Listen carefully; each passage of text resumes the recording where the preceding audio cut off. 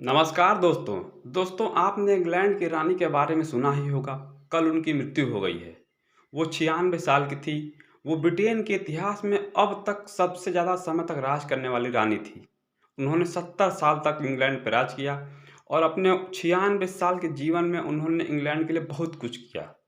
तो हम इस वीडियो में ये जानेंगे कि जो क्वीन है उनको क्या मिलता है, उनको क्या छूट है और उन पर क्या-क्या पाबंदियाँ हैं और क्यों ब्रिटेन आज तक उस राजशाही को स्वीकार करता रहा।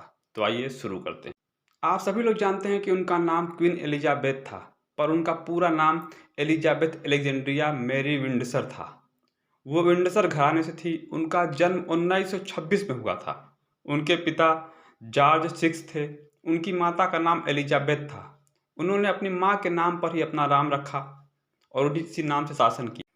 अगर सब कुछ सही चलता तो एलिज़ाबेथ कभी भी रानी नहीं बन पाती, क्योंकि राजघराने के कुछ नियम है राजा बनने के लिए कि राजा का सबसे बड़ा पुत्र या पुत्री ही राजा बनेगी और उनके बाद उस बड़े पुत्र या बड़े पुत्री के बड़े पुत्र या बड़ी पुत्रियां ही राजा बन सकती हैं। उन्हीं को राजा बनाया जा सकता है। अगर यह कंडीशन नहीं फॉलो होती है तब छोटे को मौका दिया जाएगा। तो एलिजाबेथ के पिता यानी जॉर्ज 6 अपने पिता के दूसरी संतान थे। इनके बड़े भाई थे एडवर्ड, जिनको राजा बनना था, लेकिन उन्होंने एक तलाकशुदा औरत से शादी कर ली, जिसका बहुत विरोध हुआ और बाद में उन्होंने इस विरोध के कारण अपना परिवार छोड़ दिया। फिर राजा बने जॉर्ज 6। इस तरह से राजा बनने के बाद इनका रानी बनना तय हुआ, क्योंकि इनकी एक बहन थी, वो इनसे छोटी थी। अगर पढ़ाई की बात करें तो यह कभी स्कूल नहीं गई। इनको पढ़ाने के लिए इनके घर पे ही शिक्षक आते थे और इनकी माँ के सहयोग से पढ़ाते थे। 1939 में नौसेना के एक अधिकारी फिलिप से इनको प्रेम हो गया और बाद में इन्होंने उनसे विवाह किया।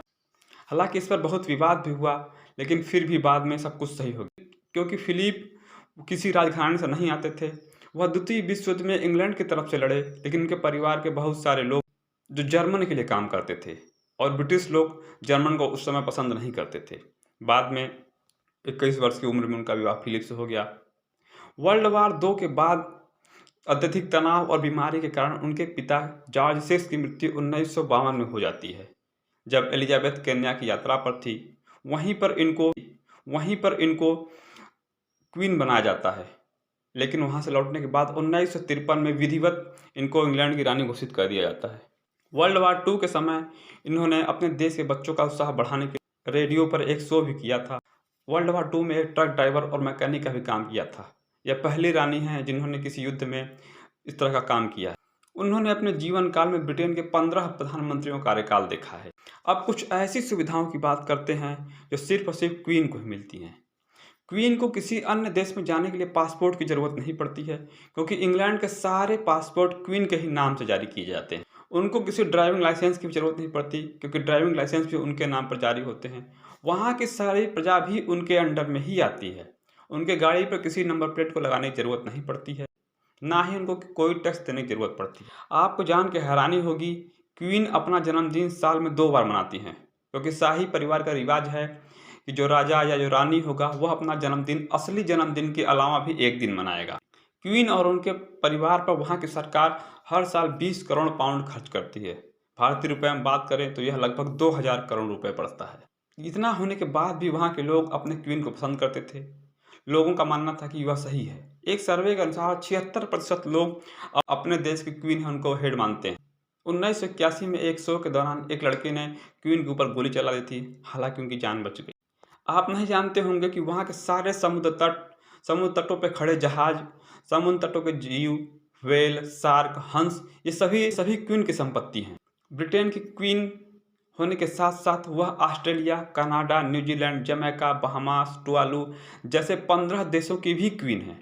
उनके रानी बनने के बाद ब्रिटेन से 12 देश अलग हुए हैं और क्वीन आज भी उनकी हेड हैं।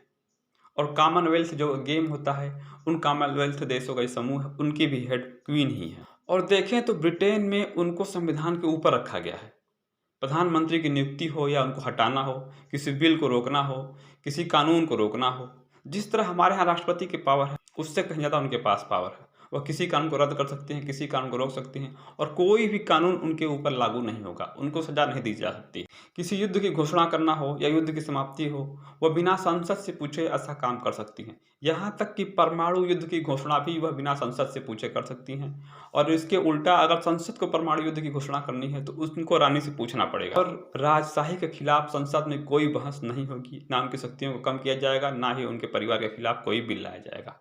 ऑस्ट्रेलिया के प्रधानमंत्री की नियुक्ति भी क्वीन की सहमति पर होती है। इतना छूट होते हुए भी क्वीन और उनके परिवार को कुछ चीज़ें करने पर मनाही होती है। जैसे पब्लिक प्लेस में अपने पति के साथ चलने की परमिशन नहीं होती, वह उनसे हमेशा 2 कदम आगे चलेंगी। उनको पब्लिक में ऑटोग्राफ देने पर रोक होती है, उनको पब्लिक में सेल्फी लेने की मनाही है। अगर वह कभी किसी डिनर में जाती हैं, बात शुरू करने में पहले वह अपने दाहिने वाले व्यक्ति से बात करेंगी, उसके बाद ही वह अपने बाएं वाले व्यक्ति से बात करेंगी।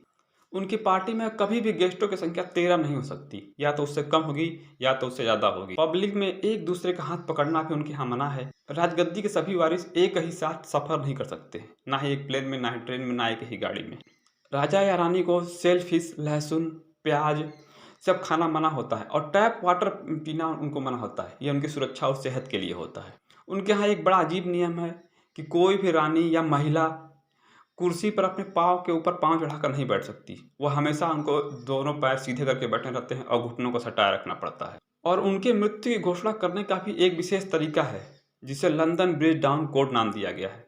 जैसे ही क्वीन की मृत्यु हुई, तुरंत ही ब्रिटिश प्रधानमंत्री को संदेश दिया गया कि लंदन ब्रिज डाउन। उसके बाद वहाँ से संदेश गया उन 15 देशों को जहाँ की हेड हैं क्वीन। उसके बाद फिर कॉमनवेल्थ के 38 देशों को सूचना दी गई कि लंदन ब्रिज डाउन। वहाँ के लोगों ने ब्लैक ड्रेस पहन लिया और घोषणा की कि रानी की मृत्यु हो गई है। अब उनके बाद उनके बेटे प्रिंस चार्ल्स वहाँ के राजा बनेंगे। तो ये थी क्वीन की पूरी कहानी।